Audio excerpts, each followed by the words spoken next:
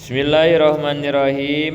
Di awal penjelasan kitab Uqudul ini, pengarang kitab atau musonib akan menjelaskan bahwa kitab ini nanti terdiri dari 4 pasal. Jadi kitab Uqudul ini nanti terdiri dari 4 pasal. Kemarin udah dibahas pasal pertama, pasal kedua. Dan intinya kitab Uqudul ini menjelaskan tentang aturan-aturan di dalam rumah tangga antara suami dan istri. Apa nanti akan diaturnya? 2 hal, antara hak dan kewajiban, gitu ya. Jadi antara suami dan istri itu punya hak dan kewajiban masing-masing. Ya. Pastinya dari kitab Uqudul ini kita ingin belajar, ingin tahu bagaimana sih aturan main dalam berumah tangga sesuai aturan agama Islam. Pastinya begitu ya. Karena masalah rumah tangga ini, kalau kata guru suka bilang nggak ada yang jago berumah tangga mah, nggak ada yang hebat gitu katanya. Semua sama, kecuali rumah tangga Nabi kita, Kanjeng Nabi Muhammad Shallallahu Alaihi Wasallam gitu ya. Kalau kita mah kayaknya mau kiainya, mau muridnya, mau santrinya, mau ajengannya, mau ustadznya, kayaknya sama dah, beda-beda dikit doang gitu ya, beda-beda dikit doang. Sama-sama suka berantem suami istri, sama-sama suka ngambek, sama dah gitu, kayaknya sama semua. Makanya katanya berumah tangga mah nggak ada yang jago, nggak ada yang hebat gitu ya. Maka kalau pengen curhat masalah rumah tangga, ya sebetulnya nggak ada gunanya gitu ya.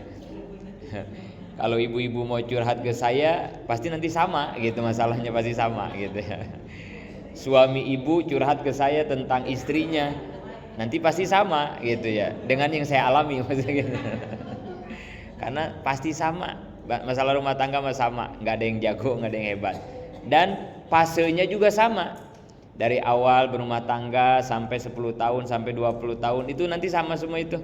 Sampai umur 40 terus sama semua, fase-fasenya sama. Namanya juga rumah tangga, rumah yang ada tangganya gitu. Jadi naik gitu ya, naik berumah tangga mah dari anak tangga pertama, anak tangga kedua, terus gitu naik.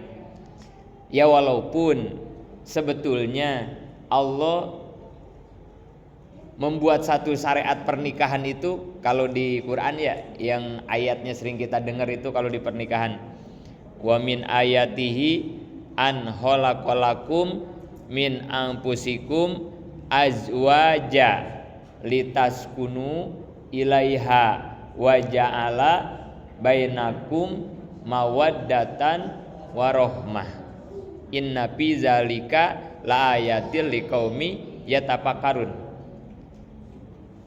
Pernikahan itu adalah salah satu bukti min ayatillah wa min ayatihi, ayatnya begitu awalnya ya, dan dari sebagian tanda-tanda kekuasaan Allah gitu ya. Jadi pernikahan, perjodohan, pasang-pasangan itu adalah salah satu sebagian dari min ayatillah, tanda-tanda kekuasaan Allah, ayat Allah. Kita dijodoh-jodohin. Wa min ayati an khalaqalakum min anfusikum azwaja, dipasang-pasangin. Ada lelaki, ada perempuan gitu, dipasang-pasangin. Itu salah satu tanda dari kekuasaan Allah. Kemudian kalimat di situ di Al-Qur'an, wa min ayatihi an khalaqa gitu ya, kalimatnya ya, khalaqa, bahasa Arabnya gitu ya. Khalaqa itu hanya menciptakan ya, menciptakan. An khalaqalakum min anfusikum ajwaja, Allah menciptakan dari diri-diri kalian semua ajwaja, berpasang-pasangan. Nah ini supaya dipahami ya sama kita. Kholako bahasa Arab ya, bahasa Arab itu salah satu bahasa yang sangat luar biasa. Kadang begini, artinya sama, tapi kalimat bahasa Arabnya beda-beda. Ada yang begitu bahasa Arabnya ya. Artinya mah itu juga. Kayak holako ya. Holako artinya menciptakan. Nanti di depan ada lagi waja'ala bainakum mawaddatan warohmah. Ja'ala, waja'ala. Ja'ala itu artinya menjadikan juga, menciptakan juga. Holako menciptakan, ja'ala menciptakan. Sama-sama bikin. Tapi kalimat Arabnya beda. Yang satu holako, yang satu ja'ala. Nah ini bahasa Arab nih. Apa rahasianya? Kenapa dibedain? Ternyata begini. Satu, kalau kalimatnya holako itu yang bikin Allah. Nah gitu ya. Jadi kalau Allah membuat sesuatu, bahasa Arabnya holako. Artinya apa? Urusan perjodohan itu mutlak ciptaan Tuhan. Manusia nggak ada yang bisa bikin jodoh, nggak bisa. Kita nggak bisa ngejodohin orang, nggak bisa. Karena itu mutlak ciptaan Allah. Umur 4 bulan kita di dalam kandungan ibu itu udah ditulis, udah ditetapkan, udah diciptakan jodoh kita, udah. Bisa dirubah nggak? Nggak bisa, nggak bisa.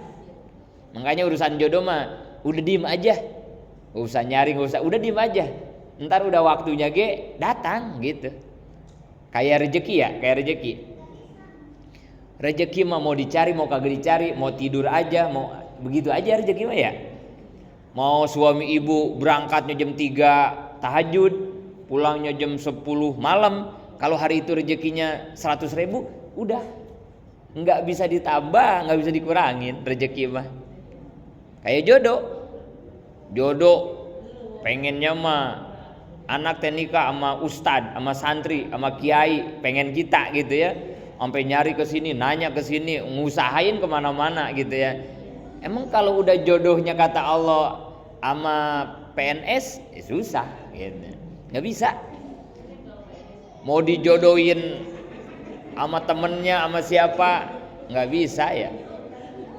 Sebaliknya, walaupun kita kagak mau, kagak demen, kagak suka, kalau emang itu jodohnya, nikah pasti. Jadi biarin aja ya urusan jodoh malah, nggak usah. Anak kita kalau waktunya belajar, biar belajar khusyuk. Kalau lagi kerja aja udah nggak usah, biarin, nggak usah begini. Lu kenapa sih kagak mau pacaran kayak anak orang? Pacaran apa biar nikah? Nggak usah. Ya sebetulnya jadi nggak bagus juga kan ya kalau pacaran dulu kan begitu ya. Karena mau pacaran mau enggak, kalau emang udah jodoh mah jodoh kan itu. Walaupun dia kagak pacaran, kalau emang nggak jodoh. Jadi dia nggak ada kaitan dengan apa-apa, karena urusan perjodohan adalah ciptaan Allah. Kholako, nggak ada intervensi makhluk ya, nggak ada. Walaupun dijodohin sama orang tuanya, dijodohin sama gurunya, kalau bukan jodoh nggak jadi. Tapi walaupun kagak dijodohin sama siapa-siapa, kalau emang itu jodohnya, nikah. Gitu ya. Kayak saya lah sama Umi yang sudah saya sampaikan ya. Dijodohinnya sama, berhubungannya sama orang Cianjur, seminggu mau nikah dibatalin sama orang Cianjur. Sama guru diganti sama Umi yang sekarang, yang nggak pernah ngimpi-ngimpi, yang nggak pernah tahu-tahu, nggak pernah nyangka-nyangka. Begitu jodoh mah, gitu ya. Jodoh mah begitu. Jadi lagian kalau kayak anak-anak kita malah tambah banyak maksiat lah kalau pacaran gitu, udah biarin aja lah, nggak usah lah gitu. Ntar kalau udah jodohnya, ini udah 40 tahun Pak Ustadz, kenapa belum nikah ini ya? Lah emang belum ada jodohnya gitu ya. Emang belum ada jodohnya. Ini anak saya baru 22 tahun. Masa mau nikah? Lah emang kalau udah jodohnya mau gimana? Udah, nikahin aja. Ya walaupun kita harus ikhtiar, walaupun gitu ya, kita memang harus ikhtiar. Tapi ingat, sehebat apapun ikhtiar usaha kita, kalau emang bukan jodohnya gitu ya. Jadi gitu ya, usaha mah tetap kita lakukan, tapi kita sekarang jadi tahu bahwa urusan jodoh urusan Allah. Kalau kayak zaman dulu mah apa? Johan gitu ya. Jodoh di tangan Tuhan gitu katanya. Jadi nggak ada ceritanya. Anak kita kan suka ada yang begini protes. Kenapa dulu ibu ngejodohin saya? Nah, ada yang begitu kan ya. Kalau yang nikahnya dijodohin ya sama orang tua ya. Nggak bisa. Anak kita pahamkan, walaupun ibu ngejodohin kamu, kalau itu bukan jodoh kamu nggak bakal jadi dulu gitu ya. Ibu mah pelantara doang, jangan nyalahin ibu. Itu udah catatannya begitu, karena urusan jodoh urusan Tuhan. Holako gitu ya, holako. Nah, kemudian kenapa Allah menjodoh-jodohkan kita, mempasang-pasangan kita di Quran itu tujuannya apa? Litaskunu ilaiha gitu ya. Litaskunu ilaiha, supaya kita mendapatkan sakinah ya. Litaskunu itu sakinah ya. Litaskunu, kita dinikah-nikahin, kita dijodoh-jodohin sama Allah supaya kita mendapatkan sakinah. Sakinah itu apa? Ketenangan ya, tenang, ketenangan gitu deh ya. Sakinah ya, sakinah itu tenang dah gitu ya gampangnya. Jadi kita dinikah-nikahin itu, dijodoh-jodohin sama Allah itu supaya kita tenang. Udah nikah teh tenang, udah berumah tangga teh tenang gitu tujuannya. Tapi yang terjadi pas sudah nikah tenang apa gimana ini?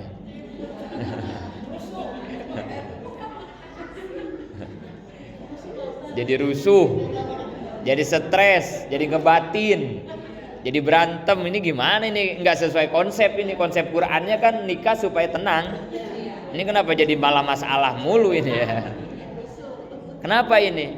Ini Qurannya yang salah apa gimana kan itu ya? Begitu di Quran, Allah menjodoh-jodohkan kita, mempasang-pasangkan kita tujuannya supaya kita tenang.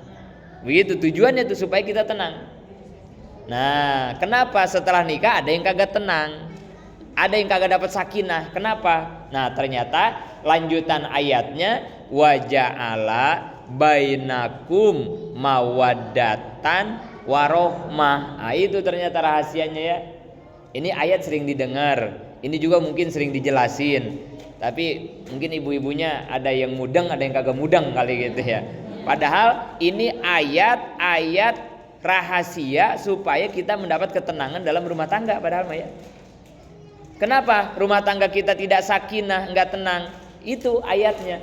Wa ja'ala, rahasianya itu wa ja'ala bainakum mawaddatan warohmah. Ternyata kalau pengen punya rumah tangga keluarga yang sakinah, kata Quran harus ada mawaddatan warohmah.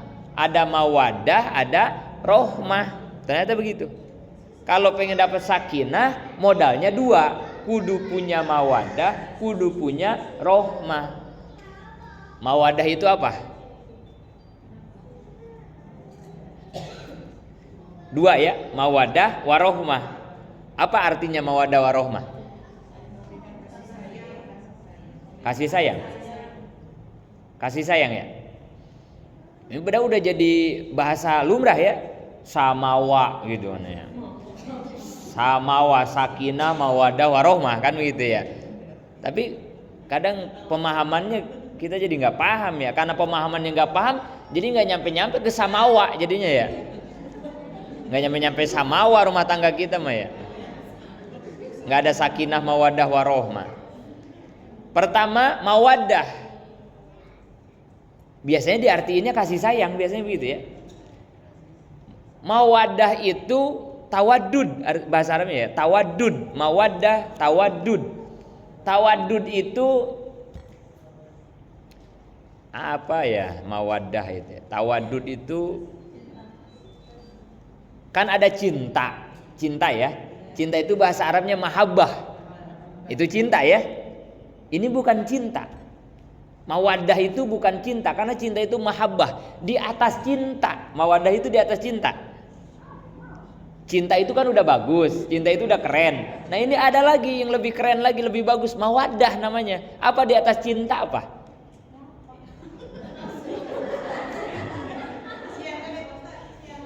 Hah?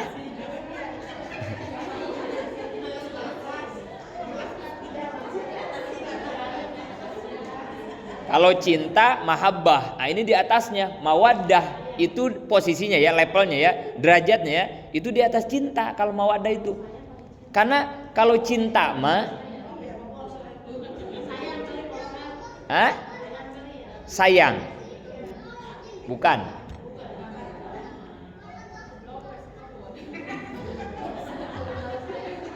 Kalau lope sekebon cinta ya. Tapi kalau cinta, kalau mahabbah ini masih ada negatifnya.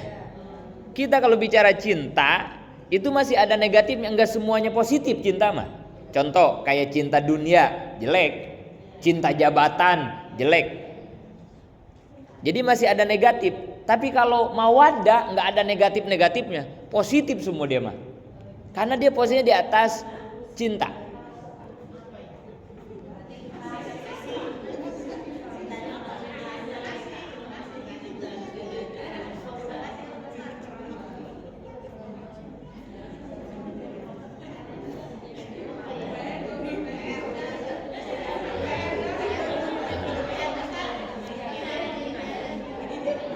Ntar kalau PR kagak tuntas ini. Ginilah gampangnya ya, kalau mawadah nih, walaupun ini maknanya kurang pas nggak apa-apa lah, tapi paling nggak ada gambaran aja dikit ya. Jadi mawadah itu kalau kata kita mah setia. Kalau kata kita gampang gitu ya. Jadi mawadah tuh setia, bukan cinta. Kira-kira lebih tinggi level cinta apa setia? Tinggian mana? Setia ya. Setia beda ya, setia ya. Kalau cinta kadang ada habisnya cinta mah ya. Ada habisnya cinta mah. Karena faktor cinta itu orang beda-beda. Kenapa kita cinta sama dia? Satu, karena faktornya dia ganteng, biasanya gitu ya. Karena dia ganteng kita jadi cinta, suka, cinta. Atau dia duitnya banyak, ada faktor ya. Atau karena dia pinter. Nah nanti kalau gantengnya hilang, duitnya habis, pinternya hilang, biasanya cintanya hilang. Kan itu ya. Itu kalau cinta begitu. Tapi kalau setia, nah unlimited. Gak ada batasan ya. Kalau udah setia ya, kalau dasarnya setia, nggak peduli dia jelek, cakep, miskin, kaya. Kalau orang setia mah setia aja udah gitu. Setia aja dia mah. Mau lagi miskin, mau lagi kaya, mau lagi susah, mau senang, setia aja. Setia mah begitu ya. Nggak kayak cinta, beda. Setia mah.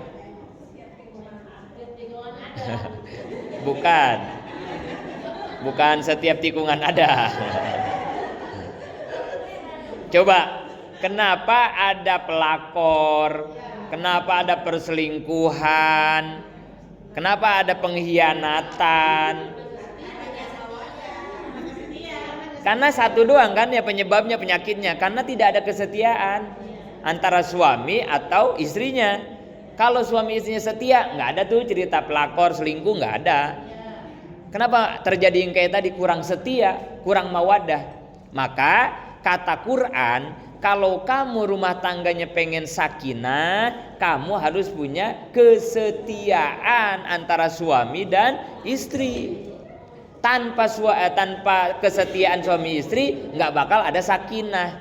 Ya kayak tadi, kalau nggak setia mah jadinya selingkuh. Kalau udah selingkuh, mana ada ketenangan dalam rumah tangga? Nggak ada. Nah gitu ya. Jadi harus punya modal mawaddah, kesetiaan, setia. Yang kedua rohmah. Mawaddah, rohmah. Apa rohmah? Nah, kalau rohmah kasih sayang dah. Tepat kalau rohmah itu kasih sayang. Kasih sayang rohmah mah ya, kasih sayang. Kasih sayang itu tuh jadi kayak gini ya. Kayak ibu-ibu lah sekarang nih. Ibu-ibu nih yang udah sepuh. Jangan ibu-ibu muda. Yang udah umurnya ibu-ibu sama suami yang udah 70 ya. Yang udah 70 ke atas ya. Ada yang 70 tahun gak? Gak ada ya? OTW ya. Menuju 70. Coba kita tanyakan sama suami istri rumah tangga yang 70 tahun ke atas ya, suami dan istrinya ya. Mengapa mereka masih nyatu gitu? Nah, karena ada rohmah, karena ada kasih sayang. Apakah ada cinta? Nggak ada. Nggak ada. Nggak bakal ada cinta ya kalau udah tua. Cinta apanya? Udah aki-aki, udah keriput. Nggak ada cinta. Tapi yang ada adalah rohmah, kasih sayang. Lamun cek orang Sunda mah nyaah. Nyaah. Ni kunaon masih kene hirup duduaanan jeung si Aki. Kan itu ya. Pasti si Nini si Aki ngajawabna nyaah kasih Nini gitu. Nyaah. Tapi nyaahna ulah nyaah mere. Nggak ngerti ini orang Jawa ini ya. Khusus ini orang Tasik, orang Ciamis ini. Nyaah kasih sayang teh nyaahnya. Nyaah kasih bapak, nyaah kasih emak, tapi ulah nyaah mere. Ari nyaah mere mah guji ngaranna koret ngaranna ya. Geus lah moal ngarti pokoknya. Bahasa Sunda. Jadi kasih sayang itu kasihan ya, kasihan. Kenapa? Aki aman ini masih nyatu, kasihan gitu. Kasihan, rohmah itu kasihan. Kayak kenapa ayam bisa ngurus anaknya? Karena induk ayam punya rohmah, punya kasih sayang sama anaknya. Diurus, diempanin itu ya kalau ayam ngebawa anak-anaknya itu ya. Karena ada itu ya. Atau ada peribahasa raja hutan itu siapa? Singa. Segalak-galaknya singa nggak ada yang makan anaknya. Kenapa? Karena singa, induk singa sama Allah dikasih kasih sayang. Nah itu ya. Jadi kasih sayang itu kayak begitulah. Kasihan gitu. Kasihan, nyaah, karunya gitu. Karunya. Nah gitu ya. Nah, balik lagi ya. Rahasia supaya rumah tangga kita dapat sakinah, intinya mah sakinah ya. Bagaimana supaya kita bisa mendapatkan sakinah? Rahasianya harus punya mawaddah dan rohmah. Hanya permasalahannya mawaddah dan warohmah kalimatnya waja'ala bainakum mawaddatan warohmah, bukan holako ya, bukan holako. Holako artinya menciptakan, ja'ala juga menciptakan. Holako menjadikan, ja'ala menjadikan. Bedanya kalau holako yang bikinnya Allah, holako. Tapi kalau ja'ala yang bikinnya teh kita. Gitu ya, ini pahami ya. Jadi kalau ja'ala mah tugas kita, tugas suami, tugas istri, bagaimana menghadirkan kesetiaan dalam rumah tangga. Bagaimana menghadirkan rasa kasih sayang dalam rumah tangga. Itu mah mawaddah warohmah mah nggak bisa bim salabim, nggak bisa ntar nunggu Allah aja yang ngasih, nggak bisa. Beda kayak jodoh. Kalau jodoh mah kita diem aja dikasih jodoh sama Tuhan. Tapi kalau mawaddah warohmah mah kita yang harus mengupayakannya, kita yang harus menghadirkannya, kita yang harus mengusahakannya antara suami dan istri. Wujudkan mawaddah warohmah antara suami dan istri, maka pasti rumah tangga kita sakinah gitu. Ya, jadi ada tugas Allah, kholako menciptakan jodohnya, ada tugas kita menciptakan mawaddah warohmahnya, baru ketemu esensi tujuan inti dari pernikahan sakinah gitu. Kenapa kita tidak dapat sakinah? Berarti jawabannya mungkin dalam rumah tangga kita belum ada mawaddah, belum ada rohmah, mungkin. Itu yang harus diperbaikinya ya. Nah, salah satunya juga supaya rumah tangga kita sakinah, kita harus tahu ilmu berumah tangga. Nah, ini kitabnya salah satunya, kitab Ukudulujen. Karena di kitab ini nanti akan dibahas tentang hak dan kewajiban suami dan istri. Ini kalau nggak dipahami hak dan kewajiban suami istri juga nanti jadi repot lagi ya. Kan apa-apa harus proporsional ya. Proporsional itu apa? Proporsional, menempatkan sesuatu pada tempatnya ya. Proporsional itu ya, menempatkan sesuatu pada tempatnya, bekerja sesuai tupoksi. Proporsional begitu ya. Orang yang bekerja sesuai tupoksi, sesuai tugasnya, ketua majelis taklim, ini tugasnya kan udah ada. Ketua bendahara tugasnya kan ini udah ada. Sekretaris ini, bidang dakwah ini. Itu kan harus begitu ya. Dalam bekerja kita ya, ketua-ketua tugasnya bendahara. Jangan semua diambil sama ketua, abang-abang ketua. Nah, itu nggak proporsional. Duit sama ketua, manggil guru sama ketua, itu nggak proporsional. Kalau yang proporsional mah tahu tugas saya apa, lakukan, kerja sesuai tupoksi kita. Kalau orang melakukan sesuatu sesuai tugasnya, orangnya disebut profesional, gitu ya. Orangnya disebut profesional, pekerjaannya disebut proporsional, kan gitu ya. Nah, suami istri sama. Ibu jangan ngerebut tugas suami. Ya, karena suami punya tugas, istri punya tugas, ya. Suami ge sama, jangan ngambil pekerjaan istri. Nggak bakal benar, nggak bakal proporsional, nggak bakal profesional kalau begitu ya. Jadi masing-masing mana hak kita, mana kewajiban kita. Tanpa itu repot. Jadi banyak yang ketukar jadinya ya. Istrinya ke Arab jadi TKW. Suaminya ngurusin anak di rumah ya.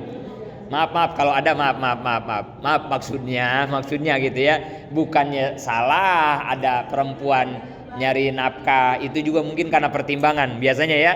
Habis lakinya kagak dapat kerjaan, disuruh kerja ini nggak bisa ini, ya udah dah minta izin sama lakinya, saya mau ke Arab aja jadi TKW, bapak urusin anak kayak gitu ya. Jadi maaf, bukan berarti kita merendahkan profesi itu, enggak, tapi artinya ya sebisa mungkin mah kita itu sesuai dengan tugas gitu ya, bekerja sesuai dengan tugas. Jadi harus tahu dalam berumah tangga itu mana hak dan mana kewajiban. Sebelum ke situ pahami dulu apa itu hak, apa itu kewajiban. Ini juga jangan kebalik juga ini, jangan belibet ini juga ya. Mana hak, mana kewajiban. Kalau hak apa kalau hak? Kalau hak itu apa? Sesuatu punya kita ya. Suami istri masing-masing punya hak dan kewajiban kan gitu ya. Berarti istri punya hak, suami punya hak. Kalau hak itu berarti kan sesuatu yang harus kita dapatkan ya, milik kita. Hak itu begitu ya. Contoh, haknya istri apa?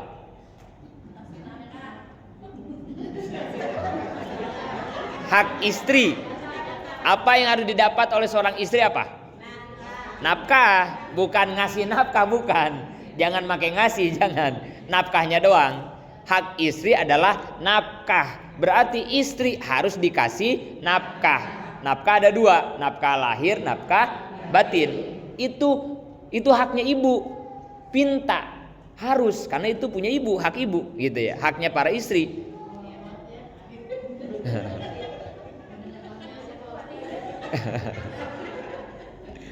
Itu hak istri ya, nafkah. Jadi istri harus dikasih nafkah karena itu haknya dia. Nah, kalau kewajiban berarti sesuatu yang harus diberikan kepada orang. Kewajiban begitu ya. Hak nafkah adalah hak istri. Berarti karena nafkah hak istri, berarti nafkah adalah kewajiban. Nah, gitu berarti ya. Jangan dibalikin nih. Bukan nyari nafkah jadi istri, bukan ya. Istri mah nafkahnya, dia mah berhak menerima nafkahnya. Berarti yang ngasih nafkahnya itu kewajiban si suami, gitu. Kalau hak suami apa? Bukan, menafkahi mah kewajiban. Hak, bukan kewajiban ya, bukan. Hah?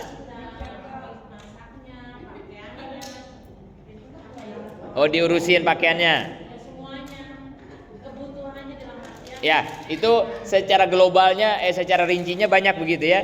Secara intinya hak suami apa? Inti. Kalau tadi kan istri ya, haknya itu nafkah itu ya. Udah kalau dirinci kan banyak nafkah mah ya.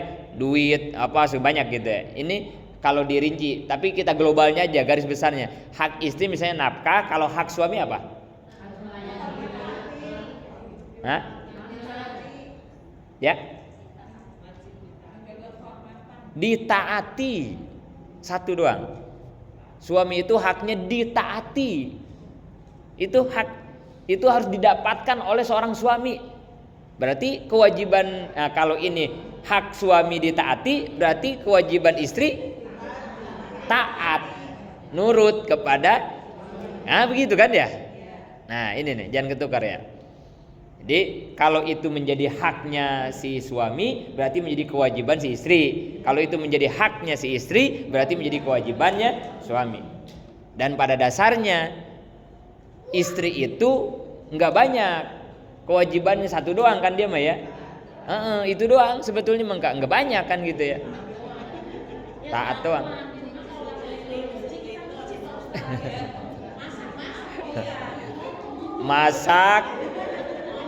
Masak ya. Sebetulnya kewajiban suami.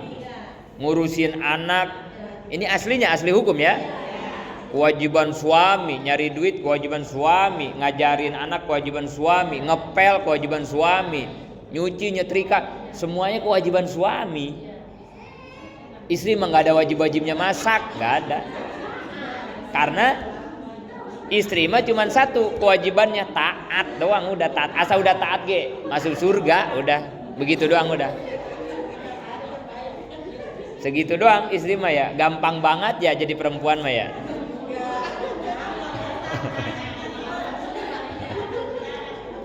Laki-laki mah suami kewajibannya banyak banget, nyari duit, ngurusin anak, ngepel, masak, nyuci. Wah banyak banget lelaki mah. Bini mah satu doang, taat sama laki, udah selesai.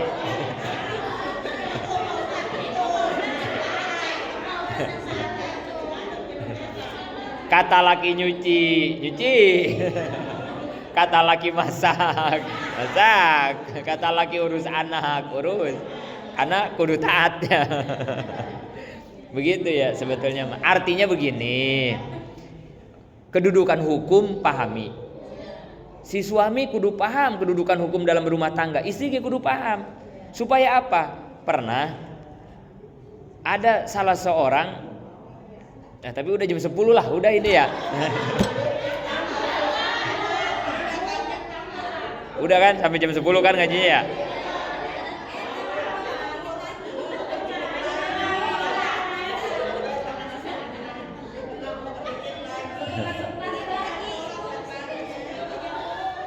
Kata ibu-ibu belum kelimak Pak Ustadz, kenapa berhenti? Sedikit lagi. Ini aja cerita yang ini aja ya. Pernah di zaman Sayyidina Umar ada orang datang ketika Sayyidina Umar jadi khalifah ya. Khalifah itu presiden. Sayyidina Umar itu kan khalifah kedua ya setelah Abu Bakar. Di zaman khalifah Sayyidina Umar ada rakyat ngadu ke presiden ini ya. Jadi khalifah itu bukan gubernur, presiden ya. Gubernur beda lagi di bawah. Mau ngaduin apa? Mau ngaduin kelakuan bininya. Ini udah kagak kuat ini. Ini bininya udah kayak apa tahu kali ya. Ini dia udah nggak kuat ngadepin kelakuan bininya kali ya. Dia mau bilang sama presiden, sama khalifah, datang tuh ke Sayyidina Umar. Tapi begitu sampai di depan rumah Sayyidina Umar, di depan pintu, baru mau ngetok pintu nih, mau salam ke Sayyidina Umar. Ternyata dia dengar dari dalam rumah Sayyidina Umar lagi diomelin sama bininya. Lagi diomelin sama bininya. Kan kalau perempuan kalau lagi ngomel kan suaranya begitu ya. Wah, perempuan yang ustazah, yang kagak ustazah, perempuan yang suka ceramah, yang kagak ceramah, kalau udah ngomel sama ya. Sama. Pokoknya pintar ngomong, nyerocos, lancar ya. Apalagi kalau istrinya ustazah yang suka ceramah.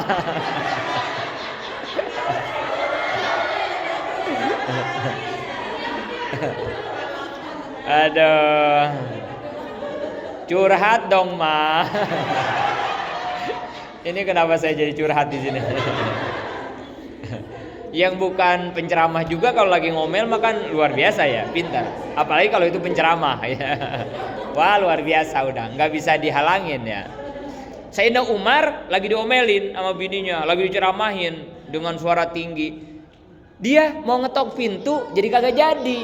Akhirnya dia berdiri aja di depan pintu ngedengerin omelan istrinya Sayyidina Umar. Tapi anehnya segitu diceramahin, segitu diomelin lama, tapi Sayyidina Umar nggak ada suara-suaranya. Diam aja, kali ngelawan ngebantah nggak ada suara Sayyidina Umar, yang kedengaran suara istrinya aja gitu. Ini kata yang ngedengerin di luar nih. Kok nggak ada suara Sayyidina Umar, kata dia gitu ya. 5 menit, 10 menit, nggak ada suara Sayyidina Umar, diam aja Sayyidina Umar, nggak kedengar suaranya.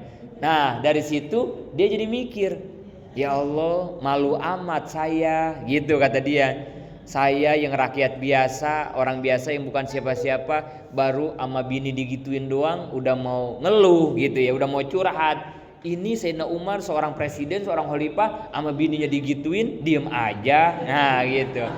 Jadi dia mikir tuh, udah saya malu nggak jadi curhatnya, balik lagi dia, balik lagi. Cuman belum jauh dia melangkah, Sayyidina Umar keburu keluar. Begitu keluar ngelihat, dah itu ada orang itu, balik lagi, curiga Sayyidina Umar, kayaknya dia tadi ke rumah saya terus ngedengerin saya diomelin kayaknya gitu ya, terus balik lagi kagak enak kali ya. Akhirnya dipanggil sama Sayyidina Umar, Fulan sini, belum jauh ya, dipanggil nyamperin tuh ya, ditanya sama Sayyidina Umar, kenapa kamu balik lagi, emang ada apa kan gitu ya. Sayyidina Umar sih udah paham, pasti tadi ngedengerin kan gitu ya. Oh udah sini masuk aja, ditanya sama Sayyidina Umar, kenapa kamu balik lagi. Akhirnya jujur lah dia udah ditanya, wahai Amirul Mukminin, wahai Khalifah, sebetulnya mah kata dia gitu ya, saya teh mau ngobrol, sebetulnya mah tadi dari rumah teh emang udah niat banget mau ngobrol, mau curhat katanya gitu. Mau curhat apa, kata Sayyidina Umar, itu kelakuan bini saya ya Allah, ini udah kayaknya udah keterlaluan, ini bini saya kayaknya udah gak kuat banget.